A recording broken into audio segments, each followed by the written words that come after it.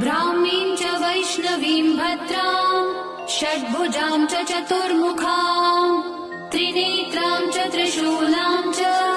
पद्मचक्रगदाधरां पीताम्बरधरां देवीं नानालङ्कारभूषितां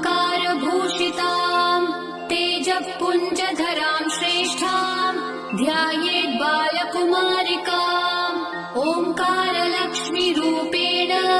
विष्णोर्हृदयमव्ययम् विष्णुमानन्दमध्यस्थम् ह्रीङ्कारबीजरूपिणी ॐ क्लीं अमृतानन्दभद्रे सत्य आनन्ददायिनी